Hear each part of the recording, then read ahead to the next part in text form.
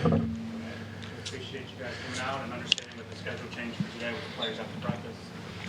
We'll start with some opening remarks from Coach Locksley, then we'll take you guys' questions. Sure. Again, as always, appreciate you guys and your interest in the program. At the midway point of our season, game 6 here, and a lot of reason for frustration for us the last couple of weeks of not being able to finish and get it done.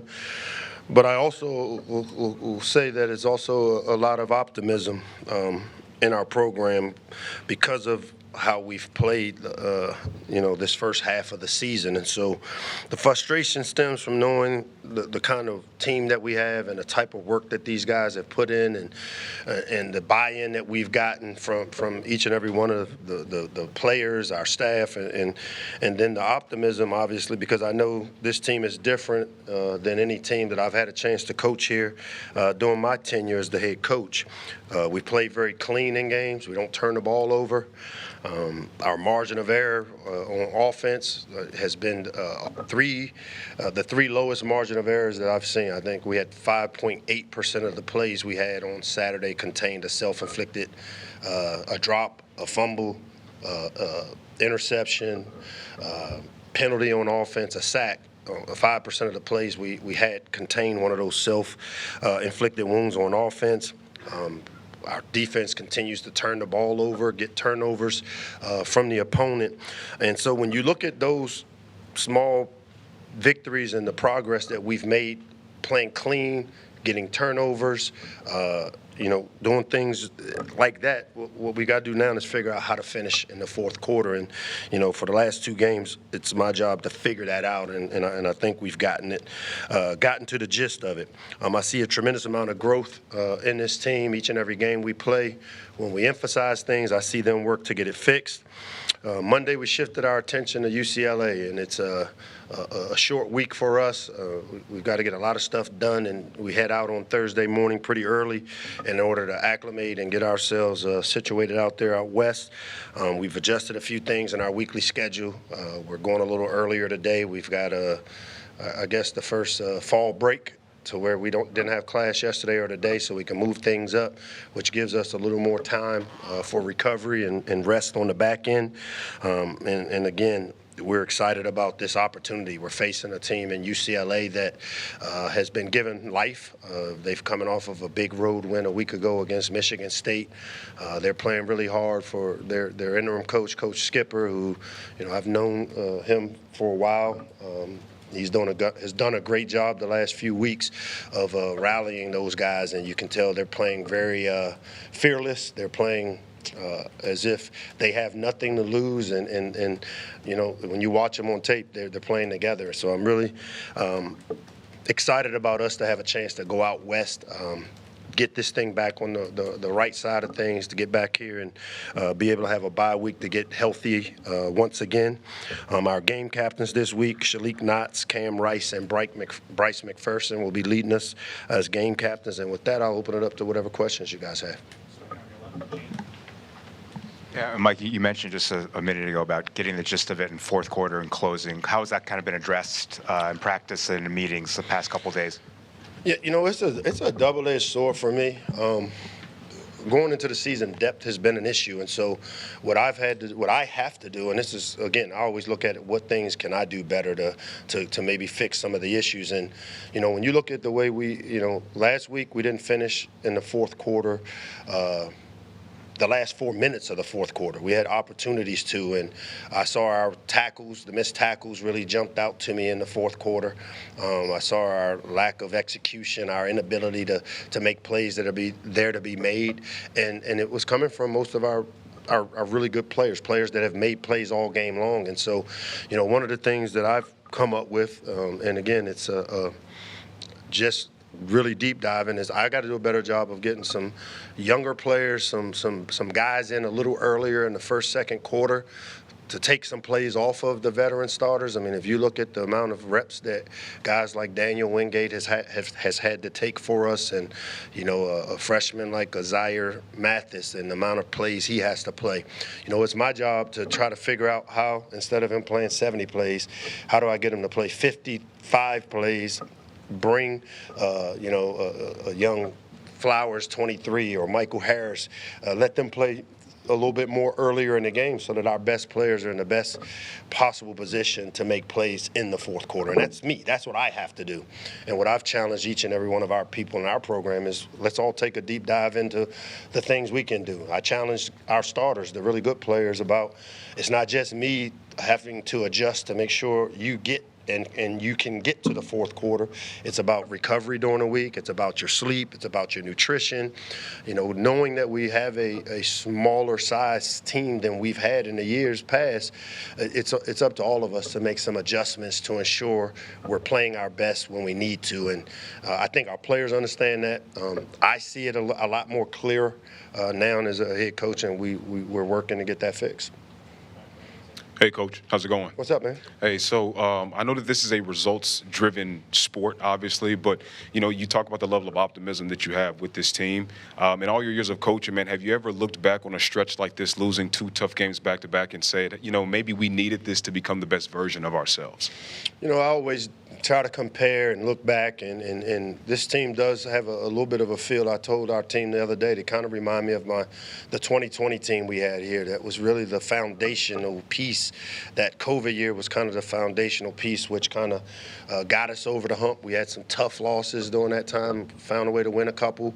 And this team kind of reminds me of that 2020 team because it was a bunch of young players, first-year guys. I think that was Leah Tungavailoa's first year as our quarterback, and was an influx of talent that we brought in, and it's similar to that. But I think the big thing for us is we just got to endure. I mean, endurance is one of the hardest things to do because when everything around you tells you to stop, tells you to it's not going to work, it's usually right before you have the breakthrough. And so to play as clean as we've played with winning the turnover battle, not playing, on offense, not just having a bunch of drops and a bunch of things that cause you to not win, that gives me the optimism that we're really close to the breakthrough that we need to have. I like to see us get it fixed this week, which is always, the goal when we head on the road trip. This is a big road trip for us going out west, but I like the way that this team has approached it and the buy-in that I've gotten out of them, even through 2 tough losses. And you mentioned that road trip, UCLA loses a 4 straight to open up the season and 2 big wins for them. What have you seen from them that's kind of changed from their first 4 games up until now, and what is it going to take for you all to walk out of there with a victory? Well, they're a talented team. If you're in the Big Ten, you got talent. I think the biggest issue is the mindset shift that there's something about the pressure being off of you when you're an interim head coach, which I've done that twice now. I call it playing with house money. I mean, you got 0 to lose. You can go out, call flea flickers. You can call double passes. You can onside kick. You're allowed. You can do whatever you need to because you got nothing to lose other than, hey, let's find a way to kind of get this group going. And Coach Skipper has found a way to do that. That staff has done a tremendous job in a tough circumstance, and having been there, I know exactly what they're going through. But I got to give credit to their staff and to those players of how they've been able to stay together and find a way to get 2 wins. And with that being said, we got to figure out how to go out west and get our stuff together and make the corrections we need to get us back on that side of the winning. Hey, Coach, how's it going? What's up? You just mentioned the success that they've had. Running the ball has looked really good statistically for them, over 250 yards across these last 2 games. For you guys who maybe struggled against the run against Nebraska too, you mentioned those corrections. How has run defense kind of been an emphasis going into this game? Yeah, so I would say one, playing the run is mostly gap control, gap sound. I thought we played the run really well. I mean, they hit, I think, 163 rushing yards on 3 or 4 plays. So those are explosives. And to me, the consistency of being able to stop the run, I think most people that watch us, consistently we do a really good job against the run. I thought we didn't do a great job the last 2 weeks and back-to-back weeks of tackling, and a lot of it really showed up late in the game with the missed tackles and critical situations. And, I think I addressed that. For me, I got to do a better job of playing a bunch of the younger guys earlier to take some reps off guys so that we can finish on the tackles, so we can take the proper angles and get the ball on the ground. Mike, good afternoon. The cross-country mid-season trip. I think a lot of folks think it's like, oh, it's like a bowl trip, but it's not because you're in the middle of the swim of everything. Biggest lessons you guys learned from last year's trip to Oregon that will help you this year? You know, I think we managed it the right way. You know, the big thing for us is when you travel across is to try to acclimate as quickly as possible. So we're leaving here bright and early, you know, Thursday morning to get there so that we're there in time with the sun out to go practice.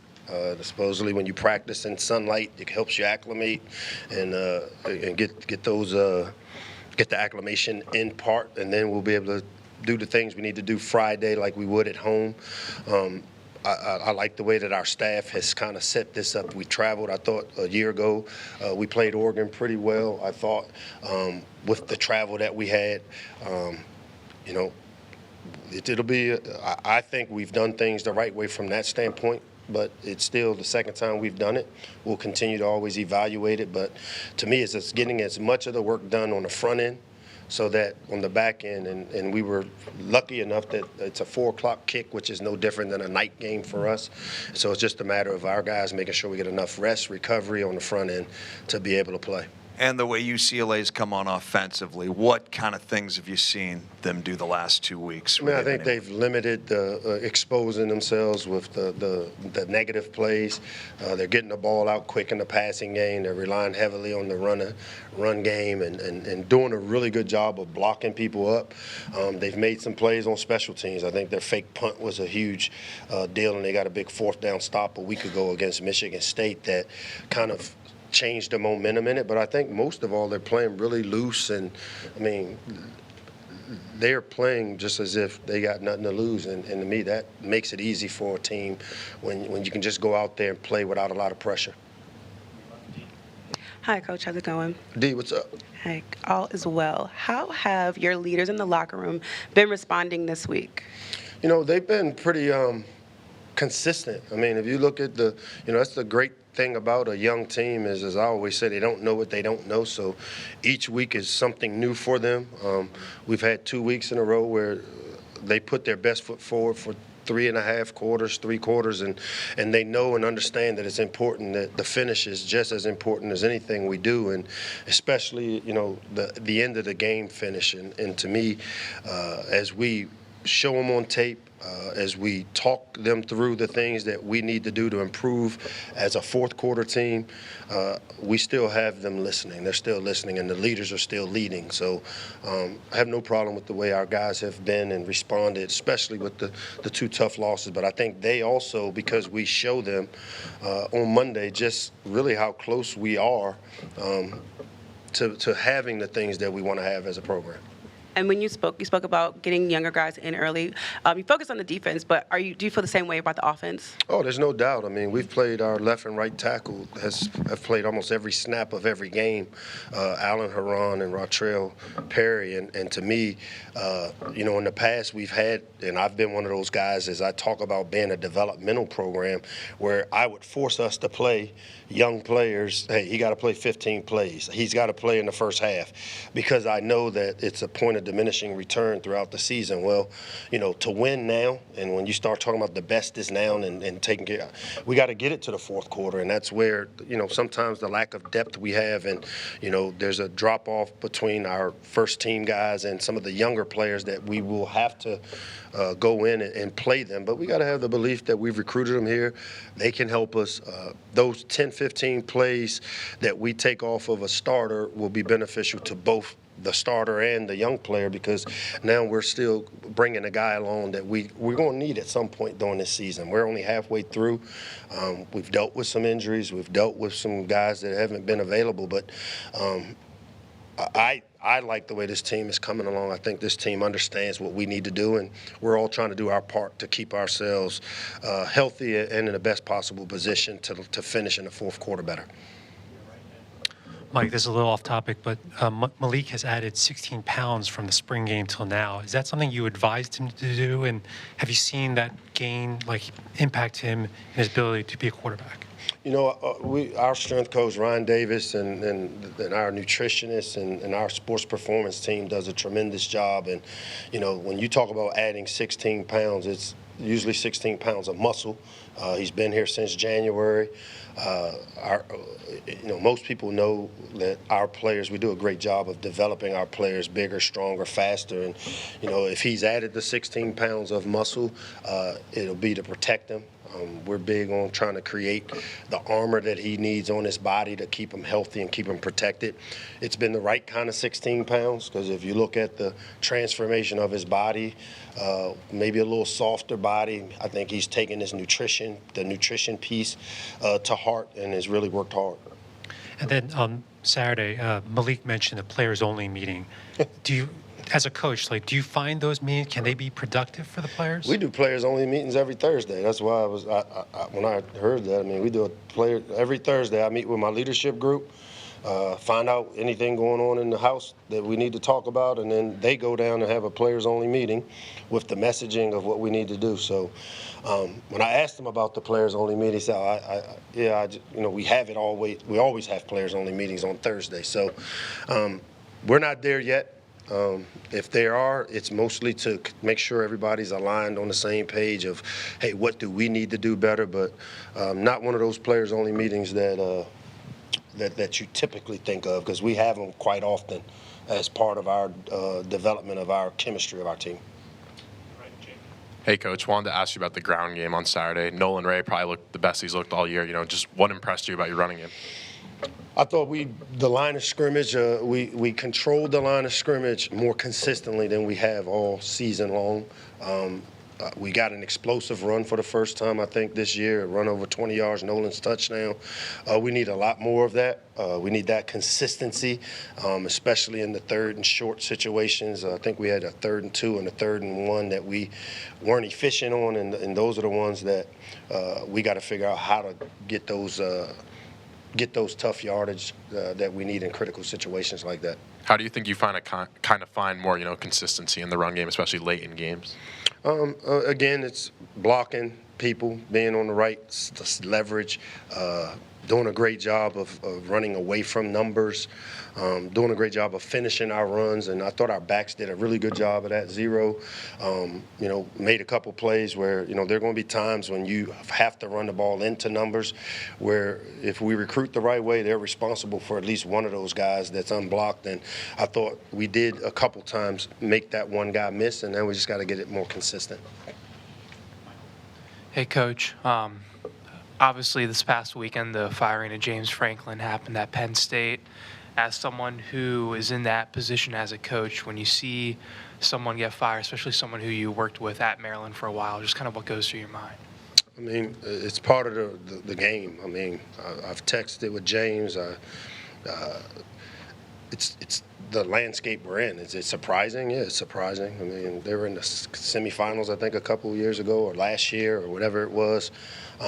But it's the landscape. That's why the best is now and not ahead, because we learned very quickly that, you're only as good as the last game you played and the last game you've won. And as coaches, I think we all understand that. And as I've said, I'm at that point in my career where, it is what it is. We're going to coach the crap out of them, and if it's good enough, it's good enough. And, for James, obviously disappointed for him and his family, knowing him well, but has no bearing on what we got to do around here.